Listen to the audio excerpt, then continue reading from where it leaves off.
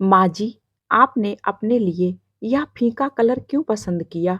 आप कोई गहरा रंग ले लीजिए ना, आपके गोरे रंग पर खूब खिलेगा। रोली ने कहा तो उनको लगा कि वह उसका मजाक उड़ा रही है। यही बात अगर निरंजना ने कही होती, तो वह एक बार को मान लेती कि वह मन से कह रही है।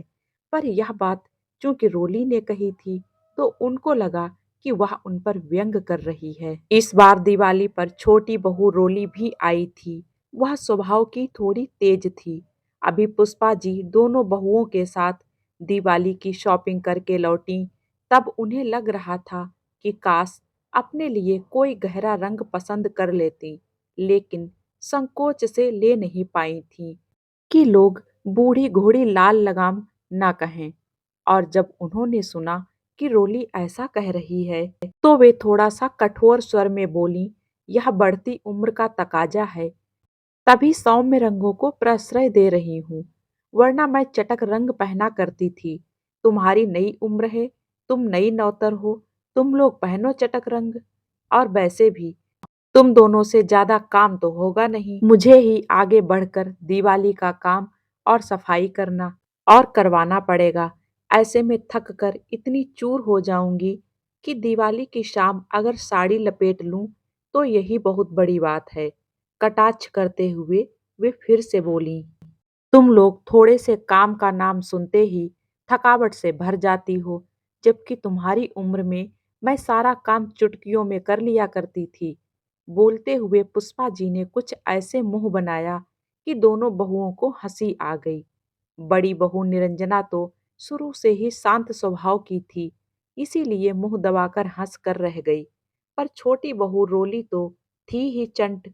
वह हंसते हुए बोली, जिसे पुष्पा जी ने खुद पर कटाक्ष समझा, और बोली, तुम दोनों हंसना बंद करो और इतना घमंड मत करो। शरीर है और स्वास्थ्य का कोई भरोसा नहीं है। आज कोई ठीक है तो कल कोई बीमार हो सकता है। मैं आज बूढ़ी हो गई हूँ तो मेरा मजाक उड़ा रही हो। तुम दोनों को इंतजार रहता होगा कि कब बुढ़िया खिसके और हम घर पर राज्य करें। दोनों बहुओं में से कोई भी मेरी जगह नहीं ले सकती हो। सुनकर रोली छूटते ही बोल पड़ी, माँ जी, काम तो हम भी बहुत सारा कर लेते हैं, और फिर आधुनिक उपकरणों ने जब गृहिणियों का काम आसान कर दिया है, तो हम पुराने तरीके क्यों अपनाएं?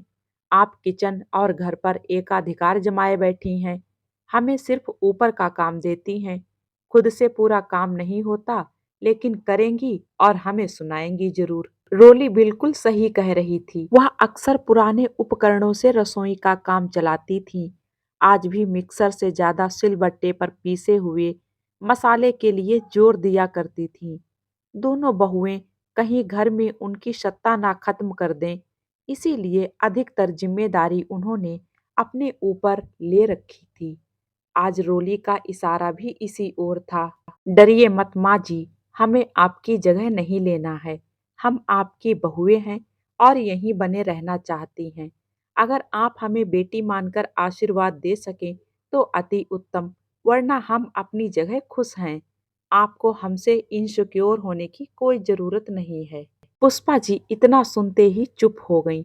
उन्हें कुछ कुछ समझ में आ रहा था कि अब सास बहू पर शासन नहीं कर सकती।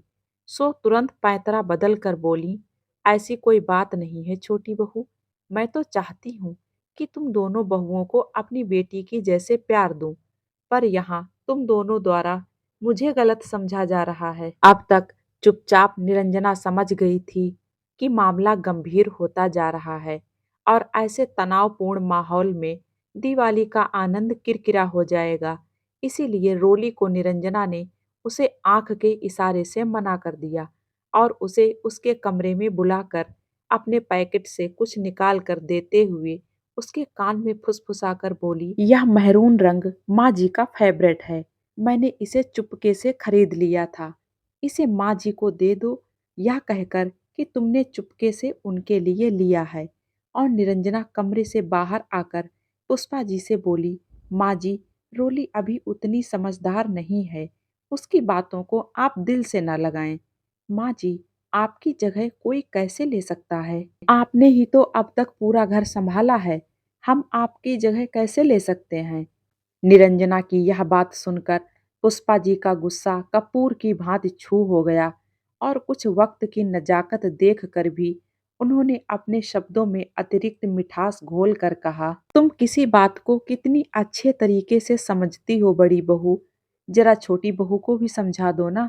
वह तो साथ रहती नहीं, सिर्फ तीज त्योहारों पर ही आती है और उस पर भी ऐसे जहर बुझे बात करती है। तो सोचो मुझे कितनी तकलीफ होती होगी। आखिर बेटी तो विदा हो गई, अब मुझे तो तुम बहुओं का ही सहारा है।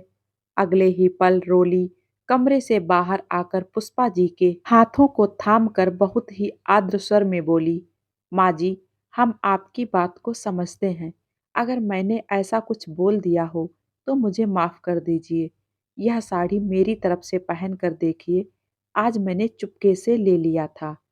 रोली के इतना कहते ही पुष्पा जी एकदम भावुक हो गईं और फिर उसके सिर पर हाथ रखकर बोली, अरे वाह, यह रंग तो मुझे बहुत पसंद है। वैसे तो तुम सबसे छोटी बहू हो तो तुमसे नहीं लेना चाहिए, लेकिन तुमने इतने प्यार से लाई हो तो मैं इस साड़ी को दिवाली पर जरूर पहनूंगी। मेरी बिटिया, जरूर पहनूंगी, मैं जरूर पहनूंगी। यह बड़ा ही भावुक और प्यारा दृश्य था। पुष्पा जी ने रोली को गले से लगाया हुआ था और उसके सिर पर प्यार से हाथ से रही थीं। पीछे से निरंजना भी गले लग गई। आज तीनों के अंदर प्रेम का सोता फूट रहा था और कुछ सिरज रहा था जिसे वह तीनों ही महसूस कर रही थीं। अहंकार और गलतफहमियों के बादल छट रहे थे। उनके आंसुओं से धुलकर रिश्ते और भी साफ नजर आने लगे थे। रोली भी पुष्पा को समझने की कोशिश कर रही थी। निरंजना की समझदारी ने तीनों को एक सूत्र में बांध दिया था। रोली समझ रही थी निरंजना ने जानबूझकर सास के साथ उसके रिश्ते को अच्छा बनाने के लिए वह साड़ी उसकी तरफ से दिलवाया था। इधर पुष्पा जी दोनों का प्यार पाकर गदगद थीं। एक साथ दोनों बहुएं जमा होती थीं तो उनको हमेशा डर लगता था कि कहीं दोनों मिलकर उनके खिलाफ ना हो जाएं और इस वृद्धावस्था में उन्हें अपमान ना सहना पड़े। इसीलिए वह कठोर रुख अपनाती थीं। कई बार सास बहू के रिश्ते अहम के कारण आपस में टकराते हैं और अपने आप को श्रेष्ठ दिखाने के चक्कर में रिश्ते की स्वाभाविकता समाप्त कर देते हैं।